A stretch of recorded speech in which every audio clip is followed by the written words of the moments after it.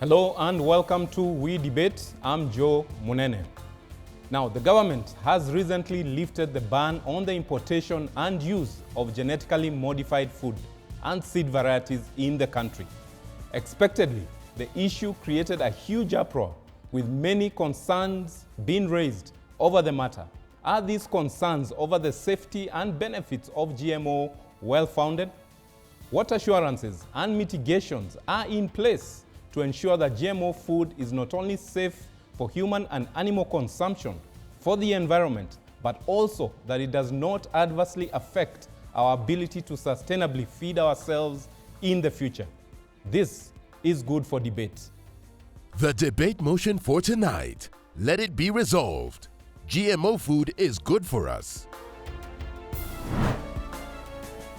Our debaters for tonight are: on the affirmative side of the debate, we have Dr. Sylvester Anami, Senior Researcher at Institute of Biotechnology Research. On the negative side of the motion, we have Emmanuel Atamba, Food and Farming Systems Expert.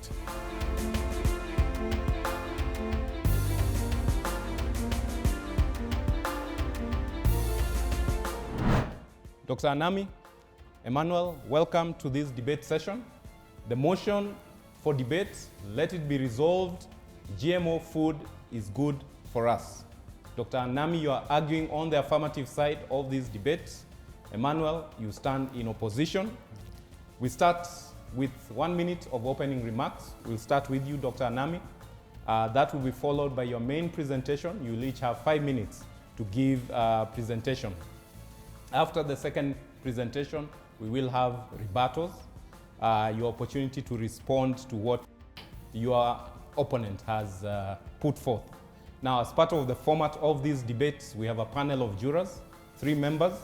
And on the jury panel, we have Juror 1, Dr. Roy Mugira, CEO, National Biosafety Authority.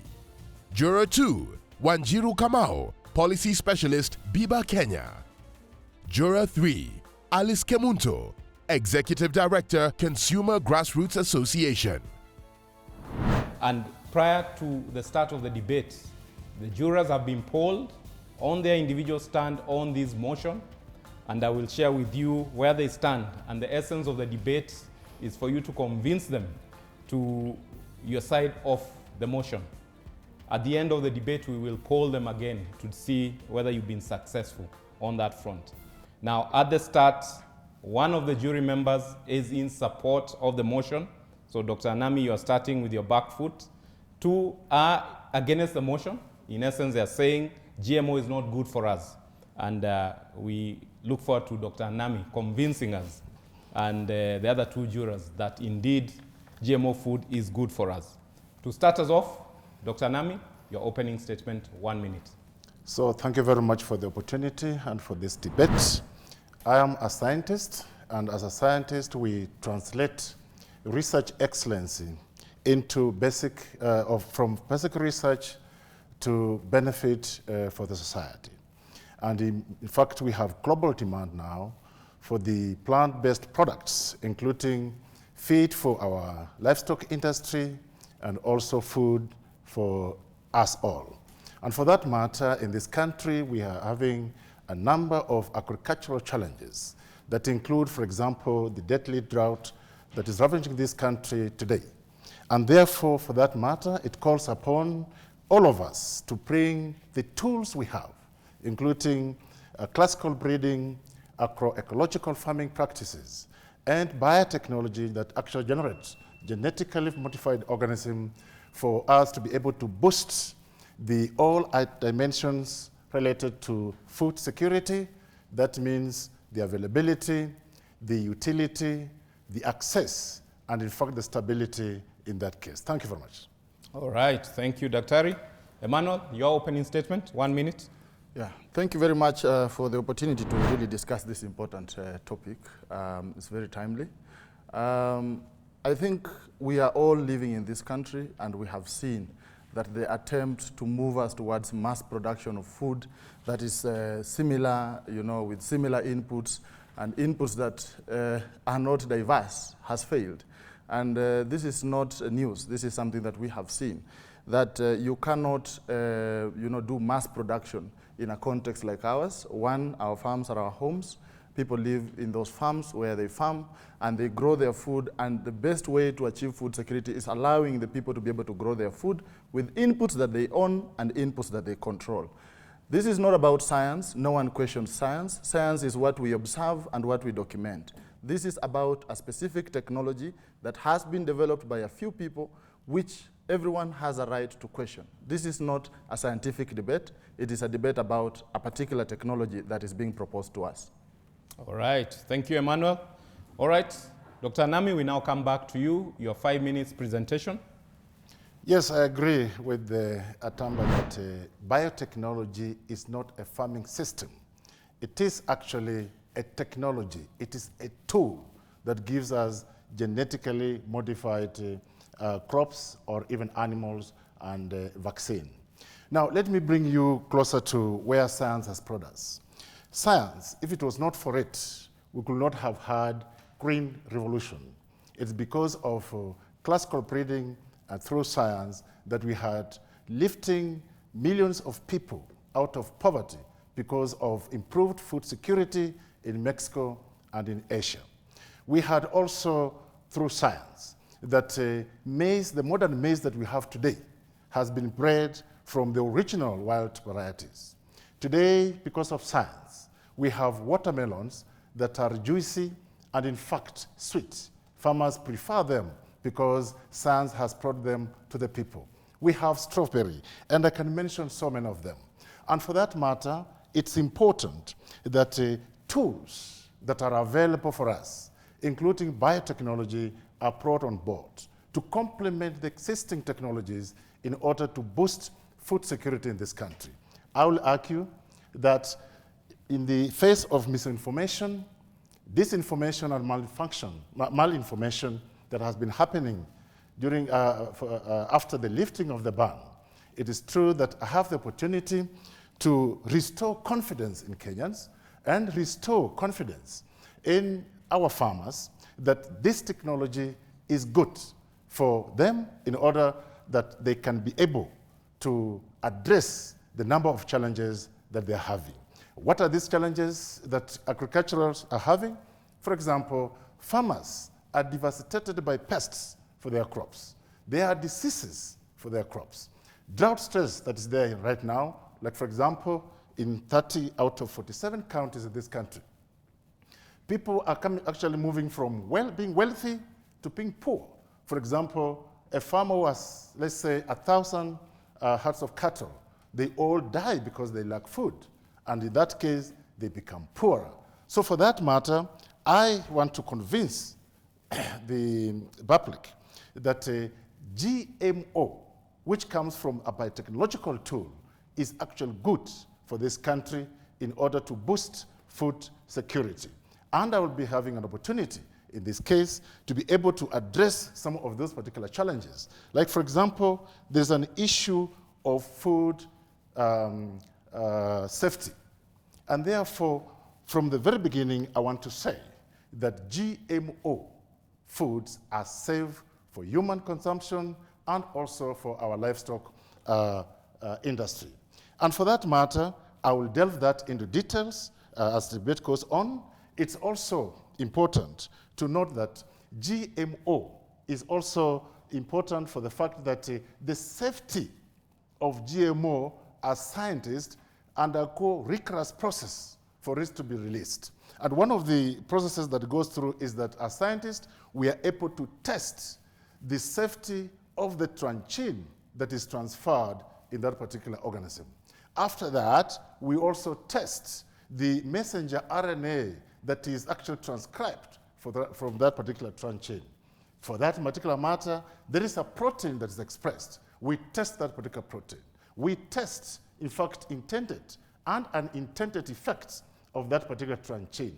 And for that matter, if we all put those in together, we are sure that the GMO that will be cultivated in this country and that will be imported in this country is safe for human consumption.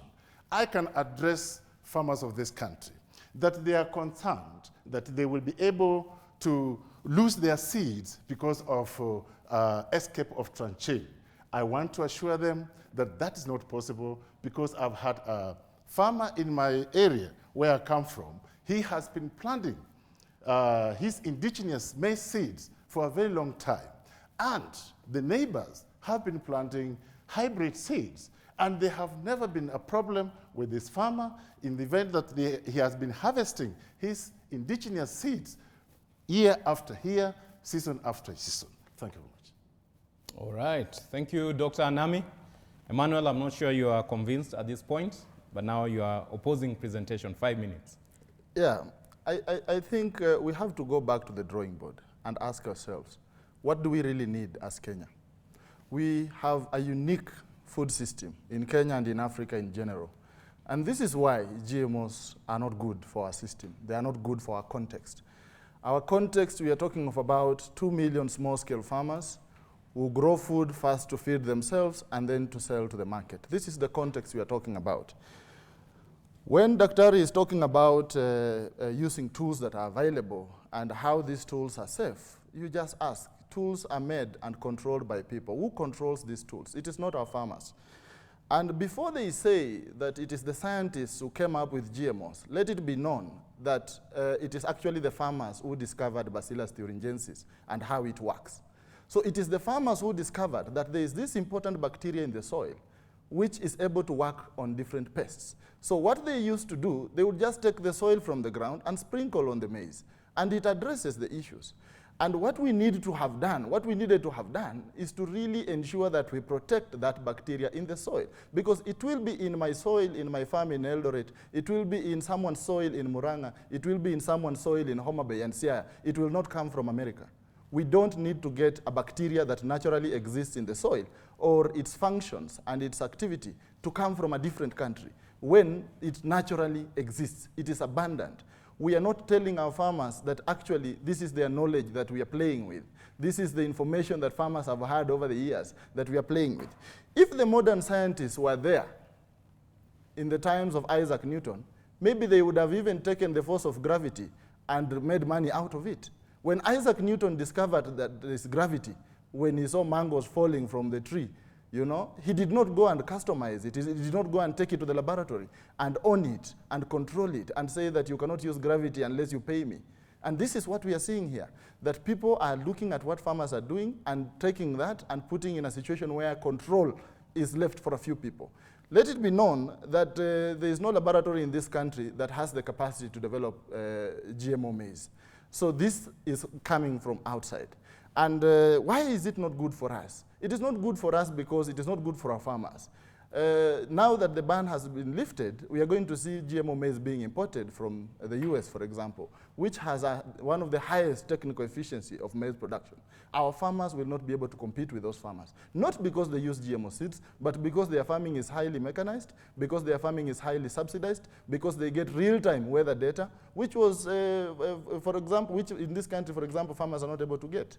So the issues we need to really ask ourselves, is this for us? It is not for us.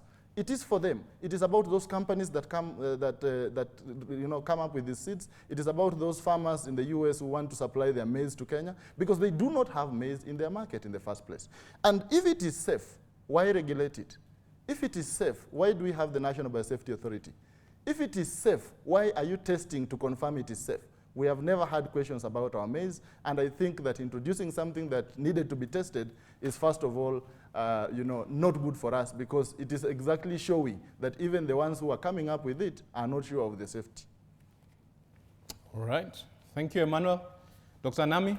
Yes. Your response, your chance to rebut, and in case you agree with those sentiments. I have had this debate for a very long time about the arguments about the role of larger corporations play in the development and also implementation and profits of GMOs, and that it's multinationals that are benefiting at the expense of our farmers. I want to disagree, because that argument was actually live 20 to 30 years ago.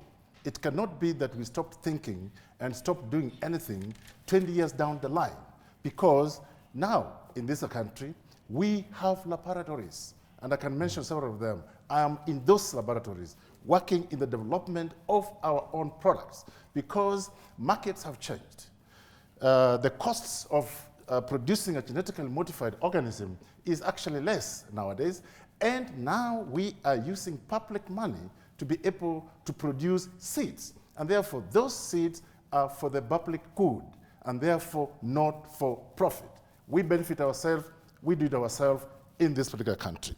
The other thing that he's talking about is about why do we regulate something that seems to be foreign. GMO, it must be regulated. There is any product, including water, that's not regulated. That's my rebuttal. All right. Maybe just a quick question to you, Emmanuel. Is it about the control, the economic side of it, or the safety side, or both? It is about everything. Food is very important, and the socioeconomic issues are the issues that are not being discussed. I know the discussion that has been had has mainly focused on safety, but I will not dwell on that, but because I have asked the questions that needed to be asked. We have never taken our conventional maize to the laboratory to test if it is safe or it is not. We have never taken it to test whether it causes cancer or it does not cause cancer, because we know this is nature. This is natural resource. It is a natural resource. It's an inheritance that we have. We have never tested our potatoes to see whether they cause stomach problems or not. We eat them because we trust them. And these are natural processes. What we are talking about is unnatural, completely unnatural. And this is the truth that people have to be told. People should not be told that GMOs are equal to hybrids. They are not. And on the question of whether our own laboratories here are able to develop this or that or not, I think we have to be honest with ourselves. Even for the research that is done here, it is not funded by ourselves. And sorry to say, this is the problem that we have, because we are being dictated from elsewhere. And today, that now farmers in the North Rift are harvesting maize, they might be shocked when by the time they harvest their maize, there will be maize here from the US. And what does that do to us? What does that do to the livelihoods of these farmers? What does that do to our neighbors in Uganda and Tanzania? That's why I'm saying it is not good for us, because the question of controlling, if someone controls your food, they control your life. If they control your seeds, they control how you farm, when to farm. For example, with the cotton seeds, the seeds delayed, and our farmers are not able to produce cotton seeds in this country. And they have had issues because someone told them, we are going to give you, very, magnificent seeds, and then they delayed. And the simple questions that we need to ask, we are not asking. I agree research is very important, but research that allows people to have the power to grow their food. Research that allows a farmer in Kakamega to decide what seeds to grow, not to be decided by some people who say they are scientists. Even those farmers out there are scientists themselves. And when they say they don't want these seeds, they don't want those seeds because they know, and they have knowledge that is not available in those laboratories. Consumers have information and knowledge that they have gotten, passed through generations to them, that are not available to scientists or to researchers. And this is what we should agree, that food is not something that you can control. Let people grow their food, let them grow what they want to eat, let them eat what they are comfortable eating. It does not matter whether your research shows this or it shows that. If people are not comfortable with the safety of that food, if people are not comfortable with how it is being grown and how it is being controlled, then I think they should be given the freedom to choose what they're supposed to eat. And this is what the right to food envisions. It is not the right to be fed. It is the right to feed yourself in dignity. And I think GMO is not in any way in relation with that. All right. Dr. Anami, you wanted to say something? Yeah, always have to look at what he's talking about, especially who is in control when maize is imported in this country. I mean, we have a challenge in this country in the sense that food shortages is there, and that we need to be able to fix that gap that exists. And when people are dying, and livestock is also dying, what they want is just food. So why can't we bring in what is sufficient, whether it's GMO or not GMO, to fit our people? All right. Thank you very much. We are now at the halfway point of these debates. We take a short break. We'll be right back. In part 2, you will both have a chance to ask each other a question, and then we'll take the juror questions. Thank you. We'll see you shortly.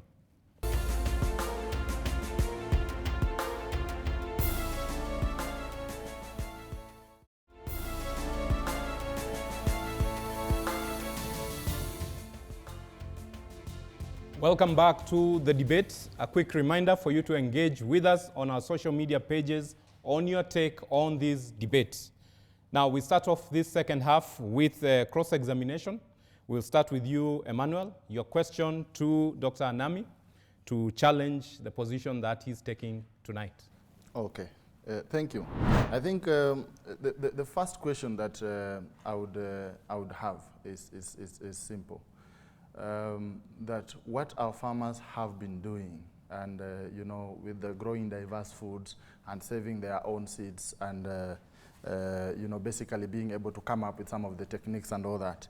What is the place for that? And when Dr. Nami talks about science and scientists bringing us tools and all that, does it mean that what our forefathers have been doing and what our people have been doing is completely irrelevant in the picture of how we feed ourselves going forward? Okay. Dr. Nami? Oh, so thank you very much for that particular question. There is something that my opponent seems to be forgetting. One is that even maize and sorghum are not indigenous in this country. Maize came from Mexico, and sorghum, for example, came from somewhere from Sudan. And therefore, if you talk about and be proud of your indigenous seeds, you should be talking about something else. Two, we agree that these seeds came here about maybe 5,000 years ago. And they have been, you know, selected through natural breeding, natural selection, and farmers feel they own these seeds. We have no problem with that. What we know for sure is that we will allow farmers to be able to continue owning the seeds without having a threat to the existence of that indigenous seeds. And GMO is not a threat, as if you follow the examples I gave in my introduction for that particular matter. And therefore, we need to feed ourselves. We need to bring all the tools that we have on the table. And I know he's an agroecologist. When a GMO crop is produced, it must go through agroecological practices for it to produce what we need. And therefore, we embrace all the technologies. I ask all Kenyans to embrace and adopt this technology so that we can actually be food secure. Okay. Mano, you're satisfied? Yes, yes. I have one small question. So when we talk about, you talked about the people who are dying of hunger and that they just need food. Do we have different classes of people? When we bring this GMO maize in this country, will it be eaten by the rich also, or will it only, as you said, go to address the people who are suffering from the pangs of hunger? And is it not insensitive, even for the government, to say that they are bringing this GMO maize because 4.5 million Kenyans are suffering from hunger without even seeking whether these people are willing to eat GMOs or not? Is it not infringing on their rights? So that's very interesting. I'll bring in another aspect of nutrition. In terms of differences in classes, we have problems of undernutrition in this country. We also have a challenge of overconsumption in this country. That's why we have people who are obese, and there are those who are undernourished because they don't just have what to eat. So class actually exists. And for that matter, when BT corn comes in, for example, that's the case, or what we will produce in this particular country, I know that cotton is being produced already in this particular country. It will be for everybody because we shop in the same supermarket, if that's the case. There's no way we are going to say this food is for the poor and this is for the rich. It is for all of us. Okay, all right. Now it's your turn, Dr. Nami, to ask Emmanuel one or two questions. So the first question is about the biopesticide that is used by the organic farmers. And this is the, what you say, natural PT, the Bacillus thuringiensis, as a natural biopesticide for the control of the maize leptopterans. What do you think is the difference between that biopesticide and the one that is developed from the same bacteria in genetic modification for the control of the maize pest? Yeah. So the difference for me is black and white. This one is available for everyone to use and take advantage of because it is available naturally occurring in soil. But this other one is controlled, and there's a price tag to it. There's someone who is making profit from it. But when Bacillus thuringiensis is existing naturally in my soil, then I am able to use it without necessarily, incurring a lot of costs getting seeds from a different country. And also, if people are able to culture that bacteria within the country and come up with solutions, that would be really advancing, the efficiency on how to use to get the same benefits of Bacillus thuringiensis, which is again a naturally occurring bacteria. It was not developed by anyone. And the function that it does is, of course, within the spectrum of ecological functions of biodiversity. And this is what we really need to enhance. If we kill our bacteria in the soil, then we will entirely be dependent on that specific function from the BT seeds that are being developed. Okay. Dr. Nam, any other questions? Just to respond to it, there's no way you can kill a bacteria. The rate at which bacteria multiply and clone themselves is so high that if you take just one cell, millions and billions of bacteria are still in the soil. And therefore, whether the PT came from American soil or came from Kenyan soil, it is the same species of the PT. And the mode of action during the killing of the Leptopteran is the same. So there's no difference between use of the biopesticide and the use of a GMO in the sense of killing the pest, which is important to control pests, to increase productivity, put money in people's pockets, and therefore their livelihood. Okay, Emmanuel? Yeah, one point I note from Dr. Ari, it is not right to say that using naturally occurring bacteria is the same as taking the genes of that bacteria and putting in the maize, so that the maize has a different genetic makeup. This is a completely different process. What we are saying is, this is A, B, C, D, but he is bringing logarithms to it. But because it's simple, you can take the bacteria, it has the same action. Why are you then going through a very expensive process that is highly controlled and highly expensive and inaccessible to over, I say, 99% of producers worldwide? Why are you trying to make sure that this technology that is naturally available is now being put in a situation where people cannot access? I think it is not the same. And modifying an organism genetically has its risks, and this is why he was talking about transgenes and making sure that it's not transferable and it's not causing effects. It has its implications, so it is not the same. Okay. So second question. Second question, Dr. Nam. Why does the no site have a problem if the yes site makes an innovation? we do not have a problem with people doing research and coming up with their own innovations. I think what I have a problem with is when, after making your innovation, then you feel like that innovation is the only thing that matters. And this is the debate that we have with GMOs, that now we are being told that stop everything you are doing, now we have the solution. We have the silver bullet to addressing the problem of hunger. That is the problem. But if Dr. Anami is growing some of the GMO maize, of course, following the national biosafety regulations and growing in a controlled environment and eating it in his house, I don't have a problem with that. I only have a problem when he comes out and says, what you are doing is not good enough, this is good enough. We had a product that had GMO content in this country. It was called Aromat, which was banned, I think. And they used to say Githeri without Aromat is stupid. This is what we are being told, that your maize that is not genetically modified is stupid. Then bring this other one. And eventually we realized that, in fact, Aromat itself was stupid because they could not even disclose that it had GMO content. So what we have a problem with is creating this over-dependence on simple solutions that do not address the complex issues of food security. Okay. All right. So we will now cross over to the jury panel for their questions. We start with Dr. Roy Mugira. Maybe, Dr. Ari, are you feeling conflicted? Dr. Mugira is the CEO of the National Biosafety Authority. So maybe, Emmanuel, you will be in for some tough questions. Yes. 2 questions from you, Dr. Ari. Thank you very much, Joe. Indeed, I'm a regulator from the standpoint of the National Biosafety Authority, and I'm truly enjoying the debate, listening from both sides. You can take me standing between the two gentlemen and listening from that one end. My role is to support innovation and also to assure the concerns that are coming from this other end.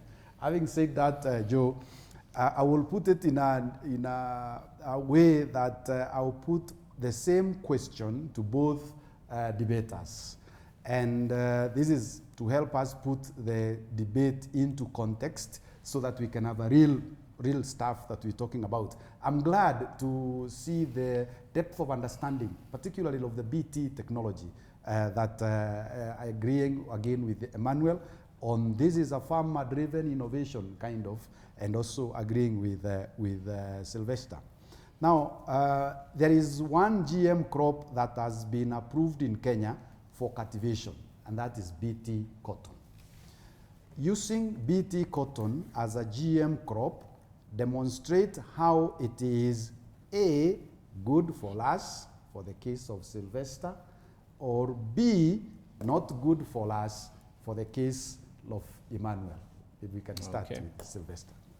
Yes, thank you very much. I'm happy that you brought the issue of the BT cotton, because when BT cotton is grown by our farmers, it's very good because farmers, after controlling the pests, they will have higher yields. And once they have these high yields, they will be able to sell this cotton and get income. That completely changes their lifestyle. They are able to choose what to buy, they are able to take their children to school, and therefore it improves growth in this country, it improves well-being, and therefore livelihood of the people. I think that's my answer. Okay. Emmanuel? Yeah, I think that's a very interesting question. Thank you, Daktari. And you know, using the BT cotton as an example, already we have issues with BT cotton, and farmers are already complaining. It is all over in the media. They are saying how these seeds are first very expensive, and even when they come subsidized with the tax money that belongs to them, you know, they come late, and the farmers are not able to even grow or plant at the right time with the onset of the rains. And so therefore it has already failed, and there is no any tangible benefit that we have seen. The BT cotton was allowed since December 2019. This is 2 years down the line. It has not shown us that there is improved livelihoods.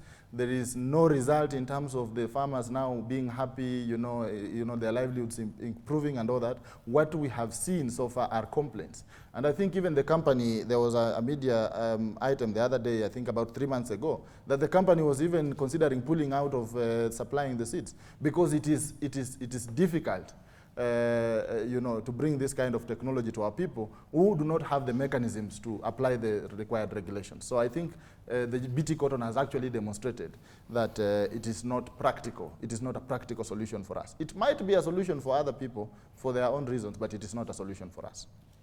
And maybe I would ask Dr. Nami, is there a failing in the sense that there is no research to back the progress or the benefits that are there with GMO technology?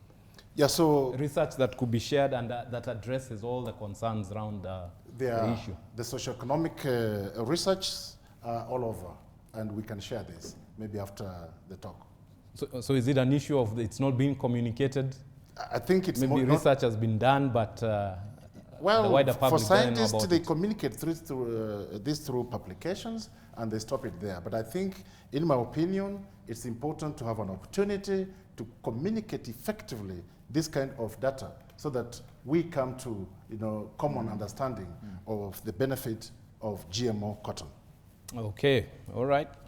We'll now take a question from Wanjiru Kamau of Biba, Kenya. Over to you, Wanjiru. One question. Thank you very much. As indicated, I'm Wanjiru Kamau.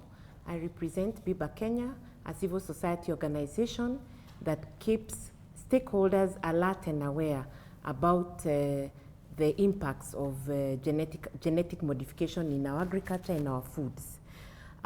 Perhaps we need to go back to the roots and understand if we are introducing GM foods to meet our food security needs, we need to understand what food security in our context is. And according to UN, food security exists when all people at all times have physical and economic access to sufficient, safe, nutritious food to meet their dietary needs and food preferences for an active and healthy life.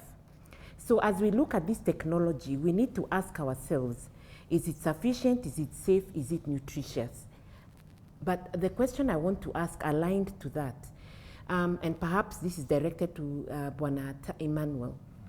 We have had reports in international media, particularly with the case of BT cotton, that farmers will have to, there are issues around cross-contamination.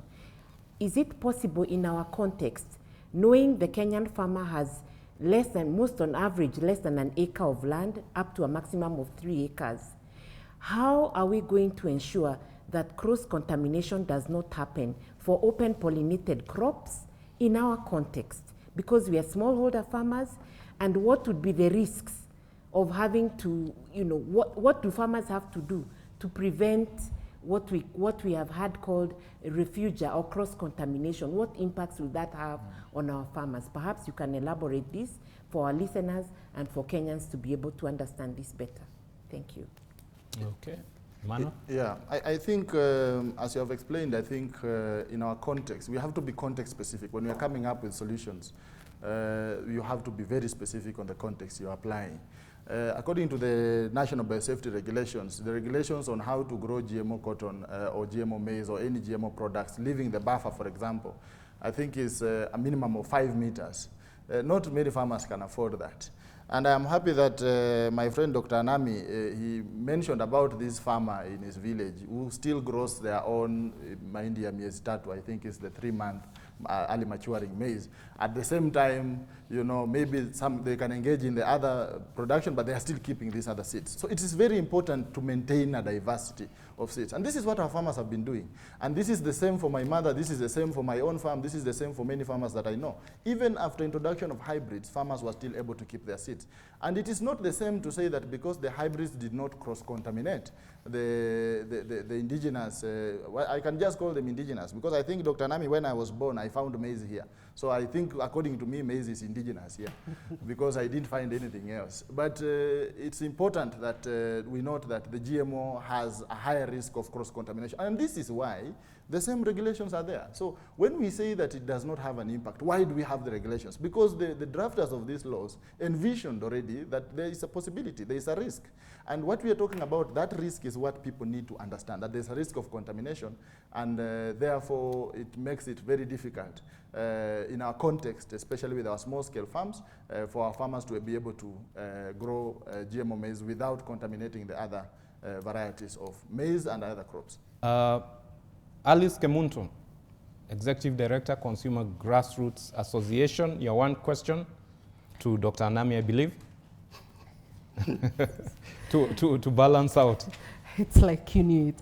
My name is Alice Kemunto from Consumer Grassroots Association, and we are a national lobby group that promote the rights of consumers. And I want Dr. Anami to address one of that right of a consumer to choose. From your presentation and from what we know, actually in Kenya, 80% of the food that is consumed in Kenya is produced by small farm holders. And they have fed this country for the many years that we have lived. And the seeds that have been used have been indigenous seeds that have been passed on from generation to generation, assuring consumers of nutritional content that they're getting from the food that's produced in this country. From the debate that is out here, it seems to me, and I haven't really been convinced, or you've not convinced consumers out there. How are you going to convince, how can you convince consumers out there that what is being produced from GMO is going to be as nutritious or more nutritious from what has been produced over the years in this country? Because consumers have a right to choose, and I will also, alongside that, it's the same question, but please, when you are addressing that, address how this right is going to be upheld, because bringing GMO meaning that there's a particular kind of crops that are going to be grown, meaning that consumers will not have a right to choose from the many varieties that have existed over the years. So thank you very much, Alice, for that question regarding right to choose. Now, I have to make it clearer that if a crop is genetically modified to resist pests, it doesn't mean it is of high nutritional quality. It's different. In fact, if a maize crop like PT corn resists the leptopteran insects, it doesn't mean it is resisting all the insects. Get the point? So that's why scientists and biotechnologists are able to produce different genetically modified organisms with different genes. So if your focus is on nutrition, then try to produce a product that has high vitamin A, and that has been done. If it's for disease resistance, you clone all the kinds of genes that are necessary for plants' response to diseases, and we are able to control diseases. So in terms of rights of consumers to choose what to grow, in fact, nobody infringes on those rights. Every Kenyan small-scale farmers have a right to choose what to grow. What GMO is coming to do is to complement the existing strategies, including the agroecological strategies that exist, and therefore we work together as a team because the existing strategies are not adequate in ensuring that we have enough or sufficient nutritious food or solving all the agricultural challenges we're having in this country, and therefore we bring in the GMO technology and crops to be able to complement the existing strategies, including what farmers have, which seems to be nutritious, and that they have a choice to continue using it or have a choice to have GMO, which is nutritious for them. Okay, all right. I'll ask a few questions, and I'll start with you, Emmanuel. The US has been consuming GMO foods for a long time. And are you aware of any adverse effects that have been suffered by US citizens as a result of that? And two, the GMO technology has been used in medicine.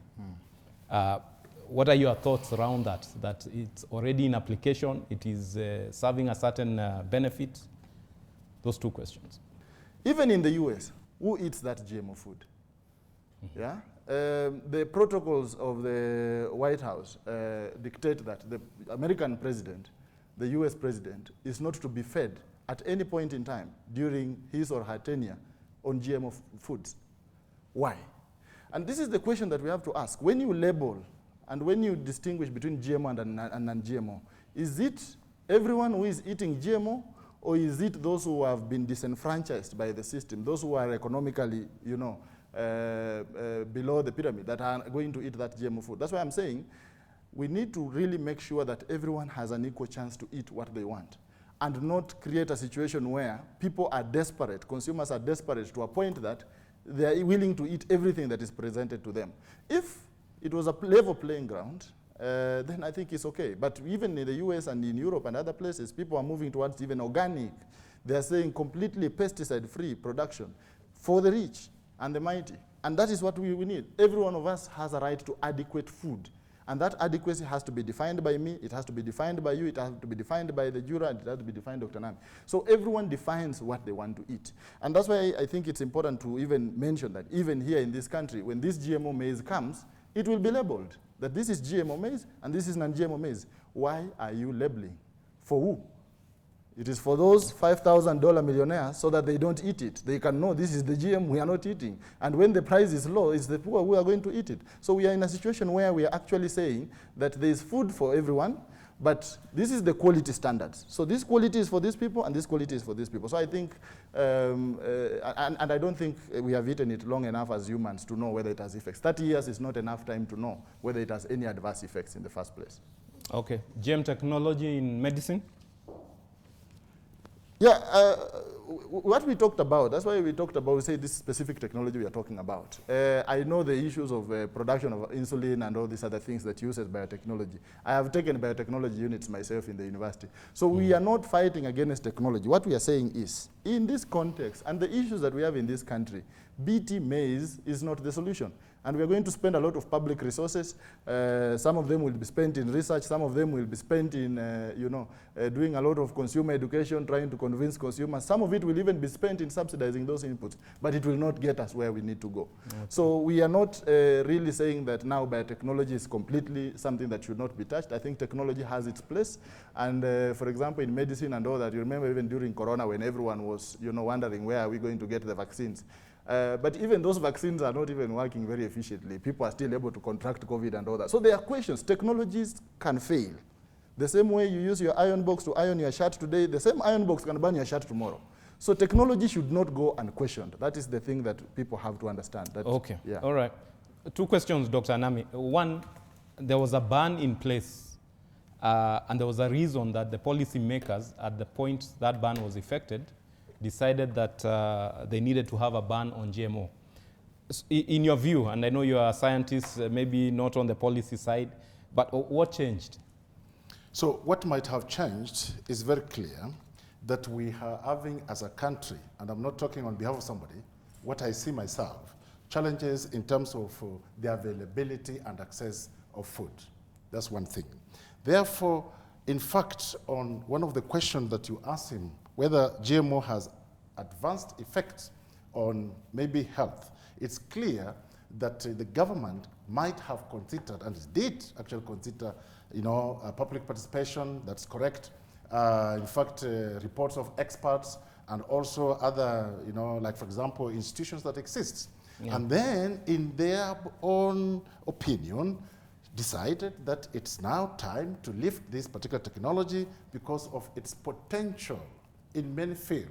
For example, he says that PT is not a solution. PT cotton is not a solution.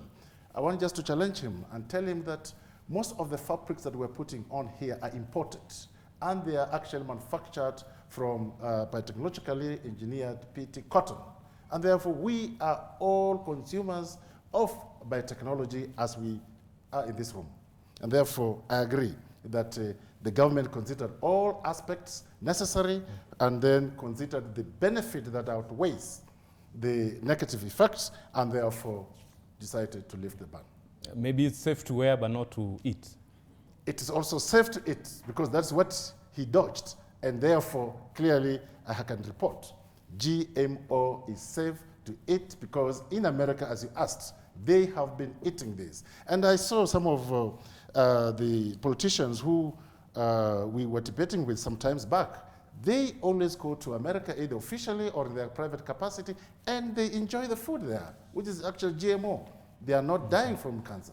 They are not dying from allergy. And therefore, it is an opportunity for now and for them because they are a living example why we need GMO in this country. Okay, my last question to you, Dr. Anami.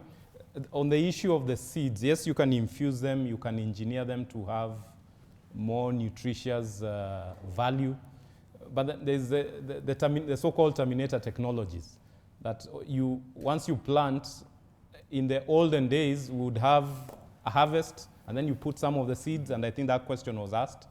But with these new seeds, you have to keep buying, because you cannot get from the harvest and then keep some and plant for yourself. And that brings in the whole issue of the economics of it. Are we risking not only just the food security, but even our national security at some point, if we will be dependent on someone deciding whether we are going to eat or not? Yeah, so that was the debate, as I said, 30 years ago. And as we speak now, there is an international moratorium on the development and deployment of the terminator technology. And therefore, the GMO maize that is going to be cultivated in this country and the ones that will be imported do not have a terminator technology in them.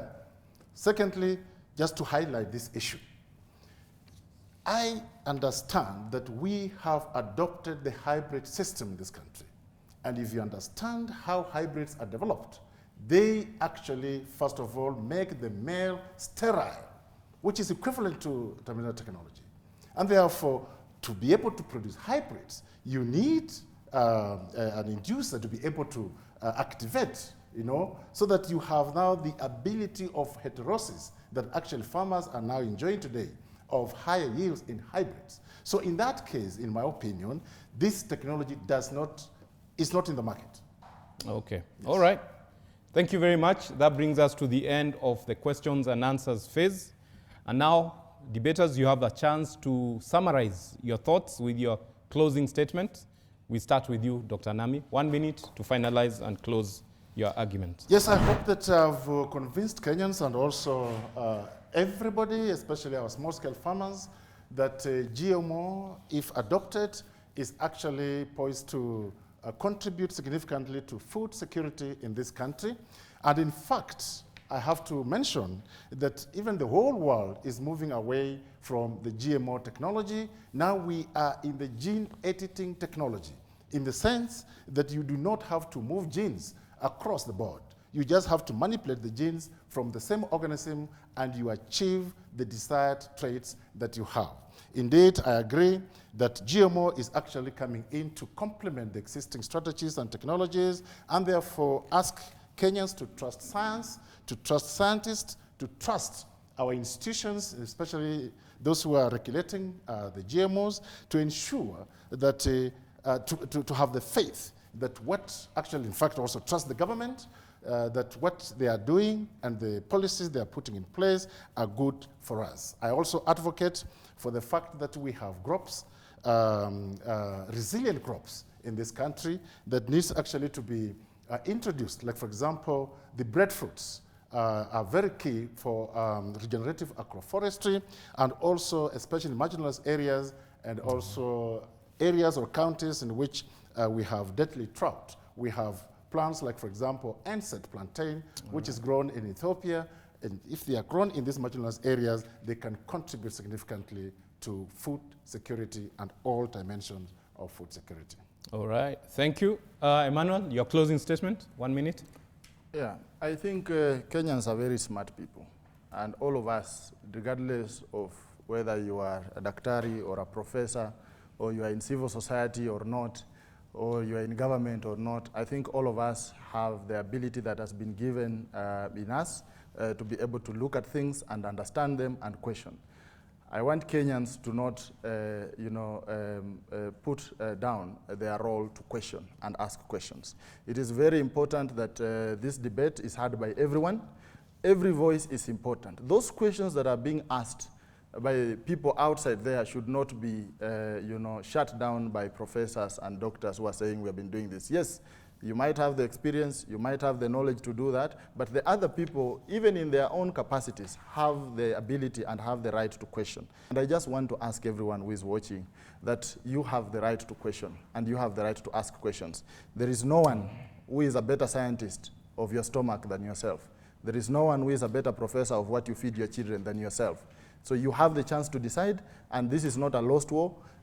People should continue to keep their seeds, as Dr. has said, their seeds that are resilient, that are there, that are available. I think producers should continue to maintain their systems, and consumers should continue to guard even more jealously what they eat and what it comes from and where it comes from. And I think we have the possibility to feed ourselves as a people. All right, we have to stop it there. That's it for the debate. A big thank you to our two debaters, Dr. Anami and Emmanuel. I am not sure whether you've both done enough to sway the jury members. We now find out. At the beginning of the debate, one juror was in support of the motion, two were against. Have the debaters managed to win over the jurors with their argument? The jurors' verdict is in, and on these debates, on the motion, let it be resolved, GMO food is good for us. We have an unchanged position. One of the jury members is in support, two are still against GMO food. Well, that's the position of the jury. Do you agree with it? We welcome your feedback and comments on this debate. Please engage with us on our social media handles appearing on your screen right now. A big thank you to our two debaters, the jury panel, the KTN crew behind this production, of course, our location host, the Norfolk Hotel, and most importantly, you, the viewer, for staying tuned on this important conversation. My name is Joe Munene, and I'll see you at the next debate.